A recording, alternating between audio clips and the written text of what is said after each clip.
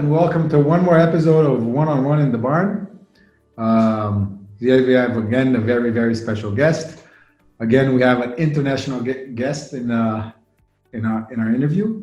Very pleased to have Guille Freire, the CEO of Trocafone, here with us. Trocafone is a company that we invested back in 2016, then reinvested in 2017. It is our largest company in the portfolio, and I think it's an incredible company and an incredible business. So with no further ado, Guille, thank you very much for being here. To start you off, I'll start with the four typical questions with the four W's of who, what, when, and why. So thank you very much, Guille, and be very welcome to the One-on-One. Thank you, Flavio. Thank you for the interview. Thank you for supporting the company for the last few years. It was an incredible journey.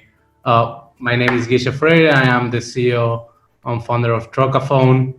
Trocafone is basically an end-to-end marketplace for used consumer electronics.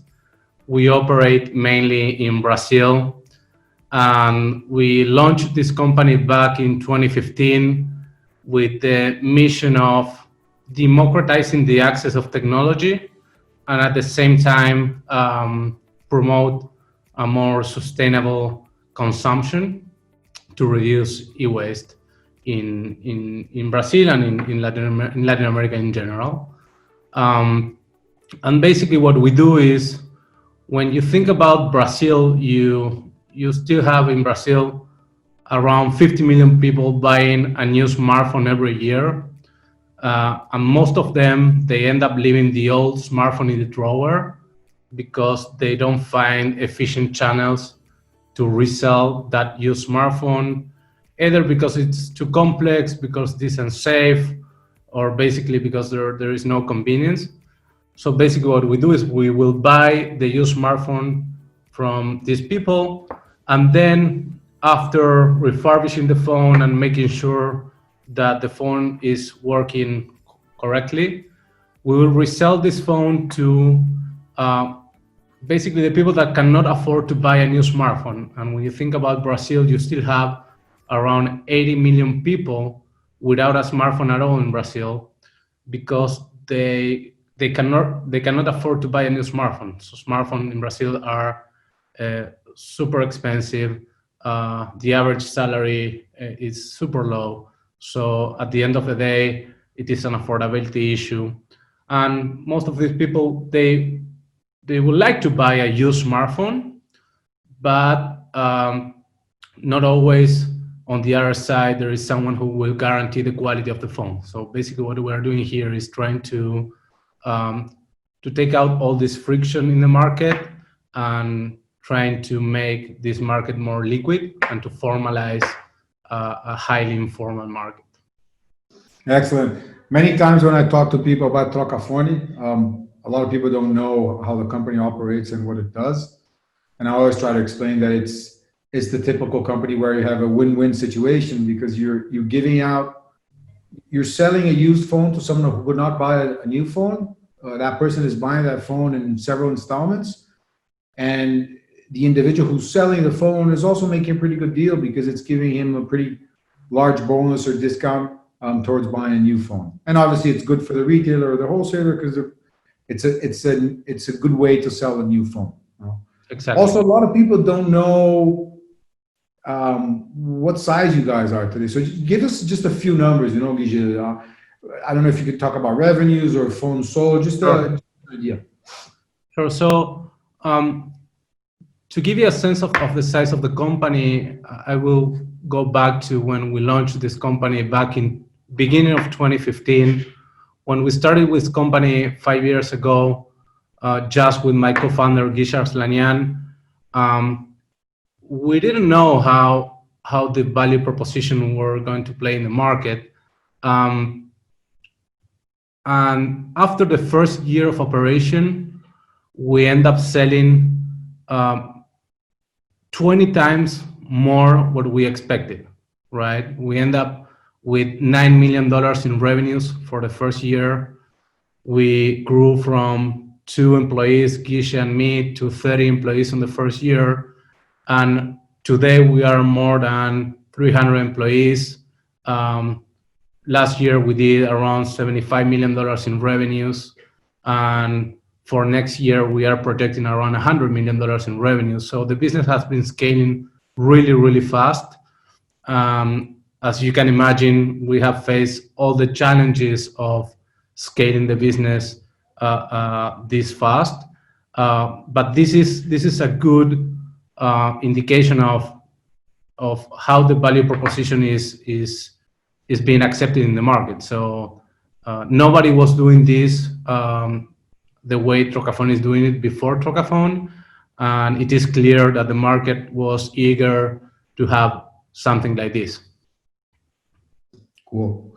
A lot of the people also that I talked to about Trocafone, maybe not now, but before, they always ask me, but what's the technology component to the business? No, as if there was not a lot of technology, and I fully disagree with that. So how does technology and innovation play a key role in Trocafone's product and its business model? That's a good question. And to understand how the technology plays a key role in this business, it is important to understand that the business has 3 processes. Basically, what we call the inbound, which is buying the used smartphone. Then the in-process, which is refurbishing the phone. And then the outbound, which is reselling the phone to the end consumer, right? When we started this business, we started to look if there were any platform to integrate all the 3 processes, and we couldn't find any ERP or platform that was doing the 3 processes, because apparently there was no company around the world doing all the 3 things integrated. And we understood that we needed to do this thing integrated in Brazil. So we started to create all the platforms, the technology platforms from scratch. So for the inbound, we build a trading platform, which is basically a platform which is integrated with the point of sale of the retailer. So if you walk into a retailer store in Brazil, and we have contract with 75% of the retailers of all Brazil, and you want to buy the new Galaxy 20 and you have a Galaxy 10, then the employee of that store will access Trocafone trading platform to check how much Trocafone is willing to pay for that phone. And if the client accepts the price, then this platform is integrated with the point of sale platform in a way that it will input a credit for the sale of the new phone. After that, the same platform is integrated with several reverse logistic providers like DHL, FedEx, Correios in Brazil. So after the phone is traded in at the store, the day after, a reverse logistic provider will collect that phone and will bring it to our warehouse, where we have another platform for refurbishment. So, and that platform will tell us, okay, does it make sense or not to repair this phone? Sometimes phones are beyond economic repair, because if we need to change all the components that we need to change, we won't be able to make a margin on that phone. So we have a refurbishing platform that will tell us if it makes sense to refurbish the phone or not, and which components do we need to change. And then after we reprocess the phone, we have built our e-commerce has built from scratch in-house. So all the technology that we use to run the business has been built in-house. And on top of that, we have built also a pricing algorithm that help us to optimize margins. And this pricing algorithm takes into account in real-time prices of new phones, elasticity curves for each of the models, and this helps us to optimize margins. So basically, all the technology behind Trocafone has been built from scratch and in-house. Perfect. So for the main business model for the company, which is a B2B2C model, where you you're in great part, not necessarily, but in great part buying in bulk from companies and then selling to individuals. A lot of the questions that I get is, okay, great, but how do I buy the phones? So what are the sales channels that the company has today, and how do they help each other? You know, having kiosk and having online, how are they complementary between them? So when we started, we had only one channel, which was trocafone.com. The main objective was to position our brand, Trocafone, as and the site as a destination site for pre-owned certified devices. And today, Trocafone is actually the household brand for refurbished phones in Brazil. And during the last year, we have been opening other channels. One of the main channels is physical stores. We have a network of kiosks in shopping malls where you can go there and see the phones before you buy it. Think about that you are buying a used phone online. You cannot see what is the quality of that phone. So some people, they really need to go and see what is the quality of the phone before they buy. And now we have this multi-channel strategy where we combine offline and online sales. Sometimes people go to the shop, they look for a particular phone, they see that the brand is legit, that the phones are good. Maybe they don't find the model that they want, but they can put an order in that store and receive the phone at home. Or maybe you can buy online and pick that phone on the kiosk. So we are trying to combine both online and offline, and this is something that is going on in the Brazilian retail market for a few years, and it's working really well. Thanks, Guille. So as you've said before, you know, the company has grown tremendously. And just recently, a few months ago, Trocafone got into a transaction with its main competitor, and that is a real game changer for the company. I mean, you guys basically merged with your main or only real big competitor. Yeah. Can you talk about that briefly and just let everyone know what that merger was, with whom it was, and what should we expect and look forward for the next 2 to 3 years after the merger? Sure. This is a really interesting story. When we launched this company back in 2015, there were a few small startups trying at the same time we launched, trying to do the same we were trying to do. But the only real and big competitor that we had into the market was an international company which has operations around the globe. And they were struggling in Brazil to make a business out of this second-hand smartphone market, because they were trying to replicate their business model in other more mature markets like in the US and Europe. And we realized that the business model for Latin America and for Brazil has to be different, has to be 100% integrated, buying from the end user, refurbishing yourself, and selling to the end user. And this international company, they didn't have a DNA of a consumer company. They will buy from companies and then like be a distributor to sell to other companies and then to go to the end consumer, leaving like a margin in the middle.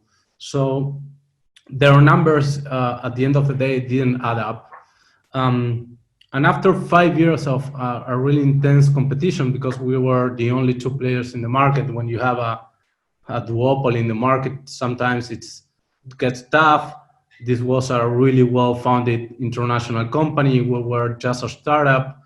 But having nailed the business model and having understand that in order to make a business of it and to scale sustainable, you need to be 100% integrated. It helped us to win year over year more market share until last year. They approach us and say, "Hey guys, I think we should merge. because this is a typical market where the winner takes all, and we say, okay, guys, we can analyze a deal, but we are not willing to do a joint venture. We would like to, if you are willing to sell your operation in Brazil, we can take a look and we can make a deal. We end up after 2 years was an intense negotiation. We end up making a deal with them. It was an equity deal, and we have just finished the transition last month. And today they are our partners. They became part of Trocafone in Brazil, and now we have consolidated this market. And now that the market is consolidated, we are ready to scale even faster. Even though you guys have consolidated the market, there's still a huge market out there to be explored, right? I mean, what kind of percentage of market share do you think you have today in regards to the possible amount of the market that there's available out there? Sure. Shooting a few numbers, just to give you a sense of how big is the market. In Brazil, every year, so last year, they were sold around 45 million devices, new devices and used devices. We estimate that the used market accounts for 7% of the total market right now in Brazil, which is low compared to more mature markets like in the US. It accounts for 25%. And actually, the used smartphone market is growing double digit and faster than the new market. So we expect that that 7% market share, eventually it will go up to 25% or more in the next couple of years. Today, Trocafone, we estimate that we have around 15% market share. When we think about the other 85% market share, is a huge long tail and informal market of peer-to-peer transaction. So today, when I tell you that we have acquired our only competitor and we consolidate the market, we are the only formal player, and now our competitor is the informal market, this peer-to-peer informal transaction where nobody will guarantee the quality of the phone or a safe transaction. So basically what our challenge for the next years to scale is to keep formalizing this informal market. Perfect. And when we think about it, in Brazil, you still have 80 million people without a smartphone at all. So eventually, they will have to enter into this into this category. Feature phones. So we believe that used phones are the new feature phones. So we are trying to tackle that price-sensitive segment and trying to make mobile internet accessible to everyone. Cool. Let's talk a little bit about sustainability. We currently, as investors, we monitor three SDGs for Trocafone, and we've seen great improvement in all three of them. How is impact and sustainability valuable to the company? Do you guys look into that, even though the business by itself is an impact and sustainable business model because it's removing e-waste from the market and obviously creating impact for lower income people who can effectively buy phones. But how do you guys value that in the company? Is it important, and how important is it? Yeah, as you mentioned, it is intrinsic into the business model, the fact that we are giving access to technology to people that cannot afford to buy a smartphone, or reducing e-waste by giving a second life to a smartphone that otherwise will be sitting in a drawer until it becomes obsolete. But at the same time, for instance, in our refurbished center, we have technicians, and we have a program where we train low-income people to be able to work with Trocafone and be a technician and refurbish the phone. So we have like an academy where we train people and give employment to people, teaching them how to do this job. That's one thing. And probably the other thing to mention is we just launched an initiative, which is, the name is Abre a Gaveta, which is Open Your Drawer, aiming to and motivating people who has a used smartphone or a used laptop or tablet sitting on a drawer to donate that device to students that needs a device to have a remote class during COVID. So basically what we will do is we have created a landing page. You access that landing page. You tell me that you have I don't know, an iPad or a smartphone that you're not using anymore. We will pick it up from your house.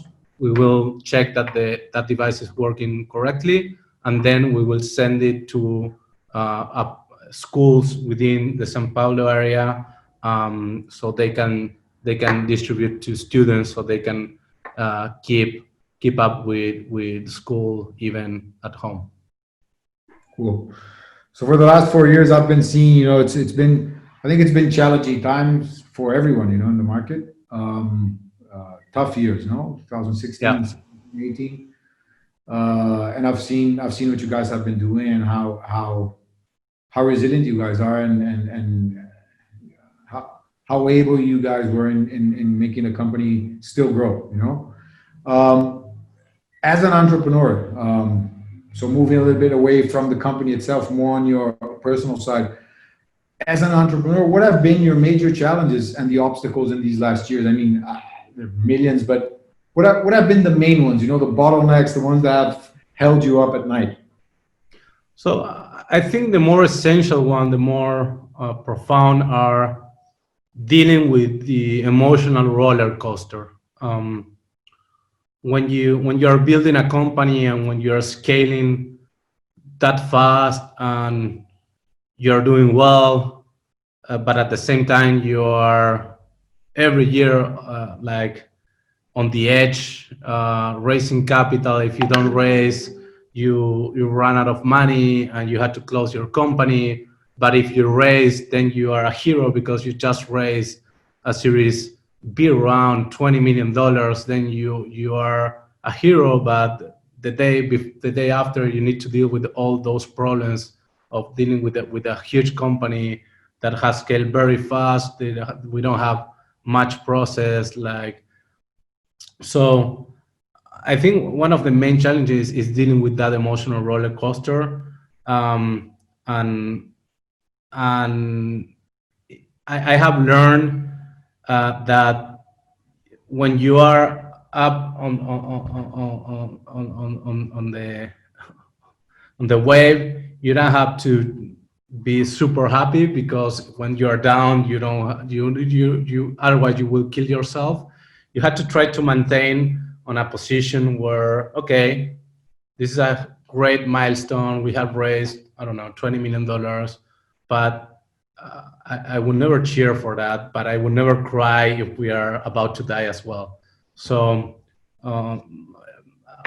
maybe this is one of the main learnings, and it's tough because everybody will tell you that being an entrepreneur is like that, but until you don't go through that path and until you don't feel it, it is not real. You don't know how you're gonna react to that.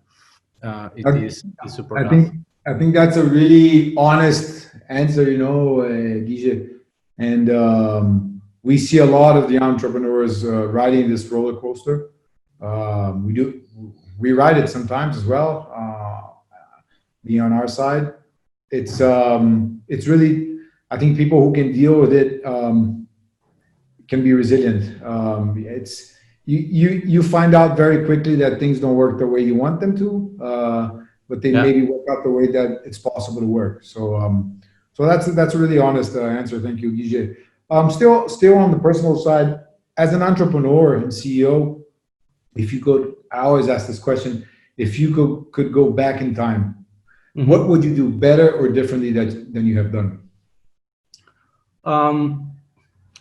I think that something that I would have done differently is when you start a business at the really beginning, you need to have a set of skills, which is very different from when you need to scale a business and maintain a business, right? So when you start a business, basically, you need to take risk, you need to work hard, and you need to make shit happen, no matter what. And then your main purpose is make shit happen. At some point, you need to transition to be a leader who motivates other people to make shit happen. And I think that I'm talking to myself, but also about my co-founder. I think we are doing that transition right now after 5 years, 6 years, and I think we should have done this before,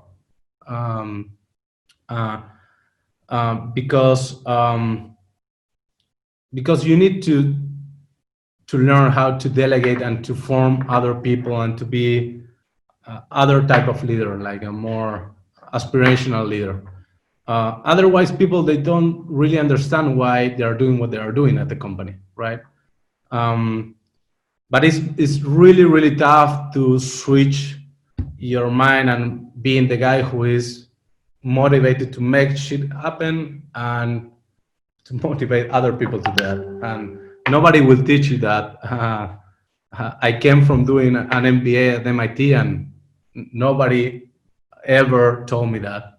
I speak with many entrepreneurs, successful entrepreneurs, and nobody ever mentioned that.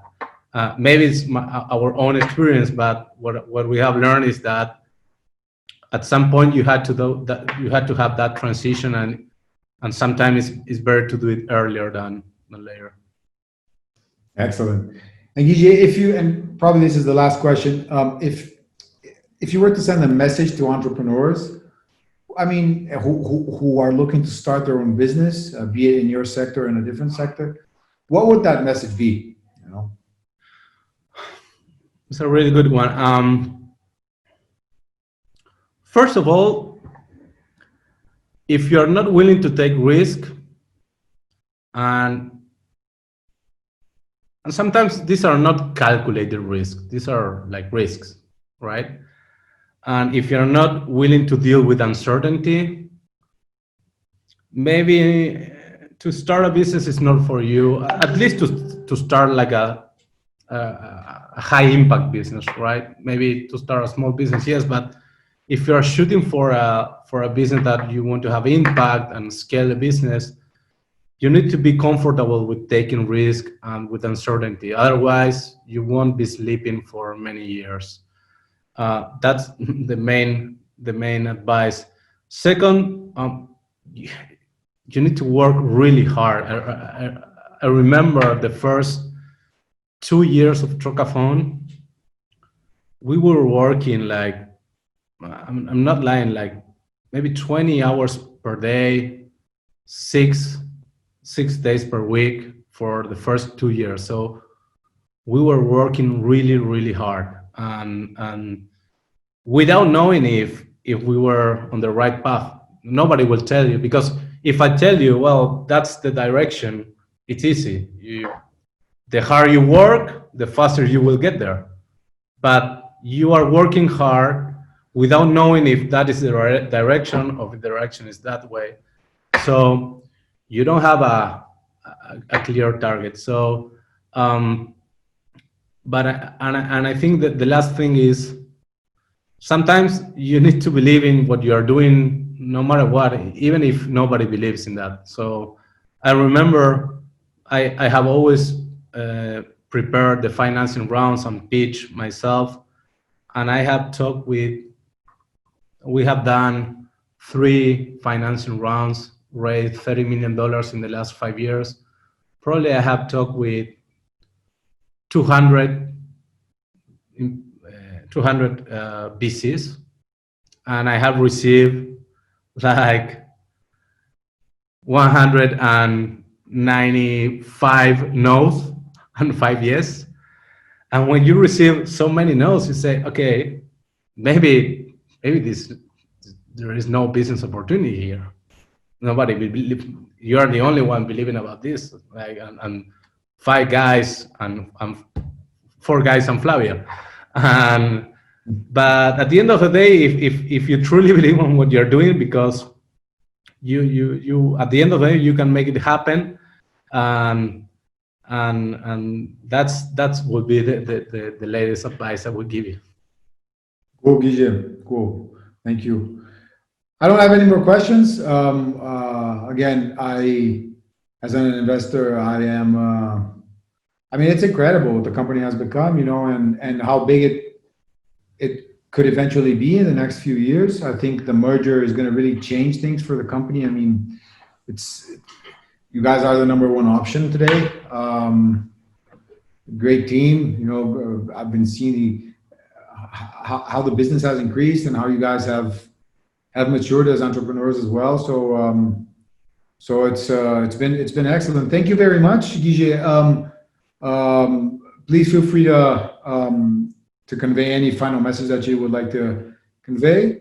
Otherwise, thanks again for your time, and congratulations for the incredible business. No, thanks you, and I'm available to anyone who is eventually listening at this interview and wants to get in touch and learn more about Trocafone and our experience. If you are an investor, or if you are an entrepreneur, or if you are just want to learn more about the company, feel free to reach out to me and we can have a chat. Perfect. Thank you, Guille. So this was one more interview, one-on-one in the barn, this time with the CEO of Trocafone, Guille Freire. Thank you so much, Guille.